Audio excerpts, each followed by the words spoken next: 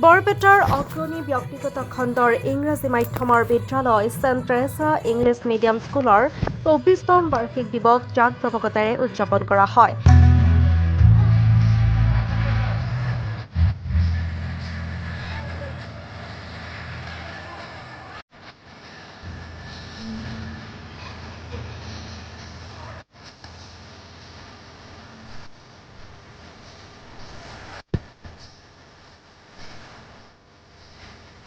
বৰপেটা চহৰৰ ডাঙৰকুছিত অৱস্থিত ব্যক্তিগত খণ্ডৰ ইংৰাজী মাধ্যমৰ বিদ্যালয় ছেণ্ট টেৰেছা ইংলিছ মিডিয়াম স্কুলৰ বাকৰিত ব্যয়বহুল ব্যৱস্থাপনাৰে উদযাপন কৰা হয় ২৪তম বাৰ্ষিক দিৱস উপলক্ষে বিদ্যালয়ৰ ছাত্ৰ-ছাত্ৰীসকলে বিভিন্ন জাতি-জনগোষ্ঠীৰ নৃত্যগীতৰ লগতে জুবিন গাৰ্গৰ গীতৰ ওপৰতো সাংস্কৃতিক অনুষ্ঠান পৰিৱেশন কৰে।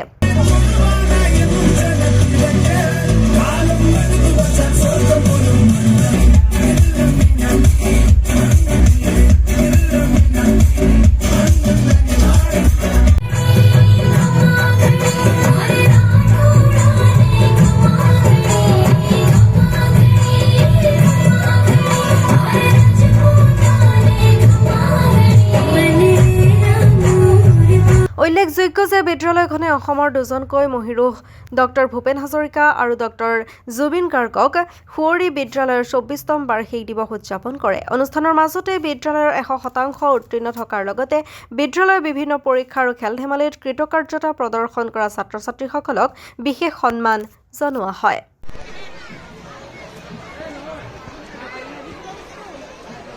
So with a big round of applause, 100% attendance award.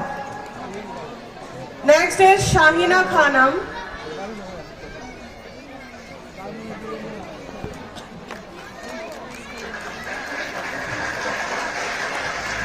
Nibir Das. Nahida Khanam. Shahid Mohabul Hussain.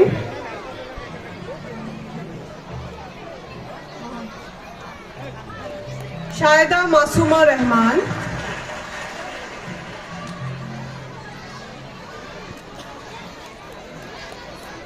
Afreen Nahid.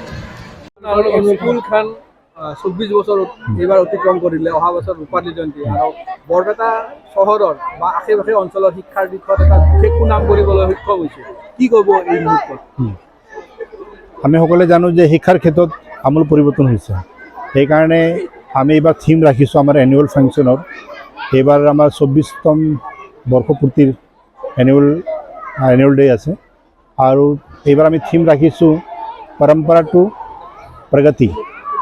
আগৰ পৰা আমি যেতিয়া শিক্ষা লাভ কৰি এতিয়া আমি ক'লৈ আহি পাইছোঁ আৰু বিশ্বত যেনেকৈ শিক্ষাৰ প্ৰতি যিখিনি জাগৰুকতা, যিখিনি সজাগতা আহিছে আৰু তাত যিমানখিনি ডেভেলপমেণ্ট হৈছে, ৰিভলিউশ্যন হৈছে, সেই ৰিভলিউশ্যনটো আমি নিজৰ স্কুলত মানে কৰিব বিচাৰিছোঁ, কৰিছোঁ।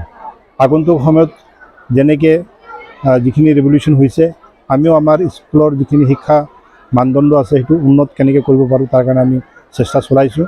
অহা বছৰ আমাৰ ৰূপালী জয়ন্তী আছে আৰু আমি বিচাৰিছোঁ যে এই অঞ্চলৰ যিটো ৰাইজ, এই স্কুলৰ প্ৰতি যিটো এক্সপেক্টেশ্যন আছে, আকাংক্ষা আছে যে এই স্কুলৰ ৰিজাল্টটো খুব ভাল হয়।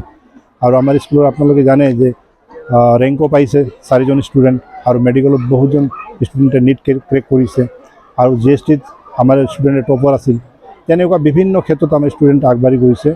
আমি আশা কৰিছোঁ যে এই saint Teresa English medium school বৰপেটাৰ জৰিয়তে এই ৰাইজক আমি ভাল এটা শিক্ষা দিব পাৰিম, সেৱা দিব পাৰিম।